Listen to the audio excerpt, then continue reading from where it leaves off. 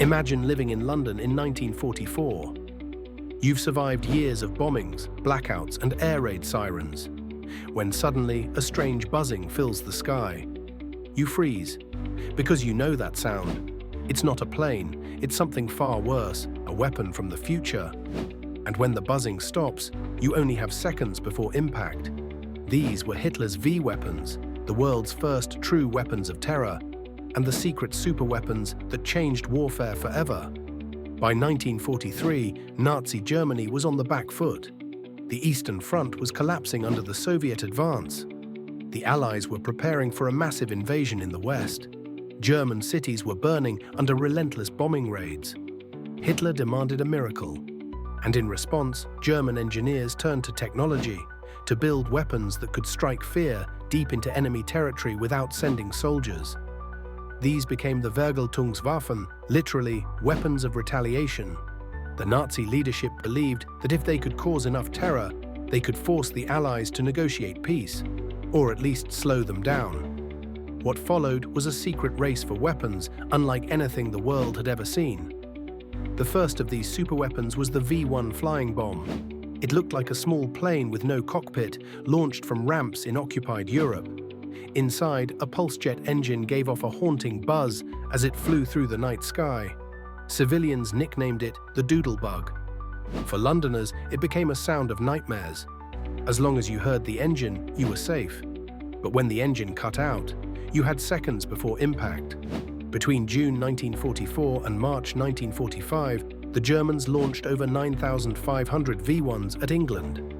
More than 6,000 civilians were killed, tens of thousands were injured, and hundreds of thousands of homes were destroyed. Defenses scrambled, anti-aircraft guns tried to shoot them down. Fighter pilots even risked their lives to tip the bombs mid-air with their wings. The V-1 was crude, but terrifying. Then came the V-2 rocket, and it changed warfare forever. Unlike the V-1, there was no buzzing, no warning. The V-2 traveled faster than sound. By the time you heard it, it had already struck. These rockets could travel 200 miles, carrying a 1-ton explosive warhead launched straight into the sky before plunging down on their targets. In September 1944, the first V-2 hit London. Over the following months, more than 3,000 V-2 rockets were launched at England, Belgium, and the Netherlands, killing thousands and injuring many more. The technology was so advanced that Allied forces couldn't intercept it. There was no defense. For the first time in history, a ballistic missile was used in war, and it terrified civilians and military planners alike. But behind the sleek designs and cutting-edge engineering was a grim truth. The V-weapons were built by tens of thousands of slave laborers in underground factories like Mittelwerk, deep inside the Harz Mountains.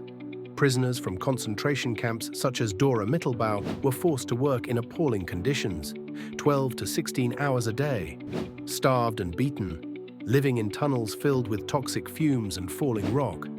Over 20,000 prisoners died building the V-2 rockets, more than the rockets themselves ever killed in combat. This dark legacy is often overshadowed by the technical achievement, but it is a story that must never be forgotten. The V-1 and V-2 were only part of Hitler's arsenal of wonder weapons.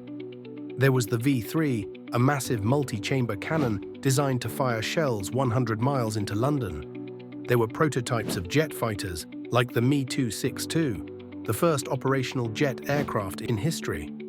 And there were even rumors of atomic research, though the Nazis never got far enough to build a bomb. These projects reveal how far Hitler's regime pushed science and technology, even as their empire crumbled around them. In the end, the V-weapons didn't win the war.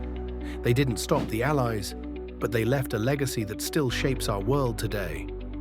After the war, the United States and the Soviet Union raced to capture German scientists and technology. Under Operation Paperclip, Werner von Braun and his rocket team were brought to America. The very same engineers who once built V-2 rockets for Hitler later built the rockets that launched satellites and eventually sent humans to the moon. It's one of history's great ironies. Weapons designed to destroy cities became the foundation for exploring the stars. Hitler's secret superweapons were a mix of genius and horror, technological leaps born in an age of darkness. The V-weapons could not save the Third Reich, but they changed warfare forever. And their story is a reminder, even in defeat, the shadow of innovation can outlive the men who created it. Follow Time Chronicles for more untold stories from the hidden corners of World War II.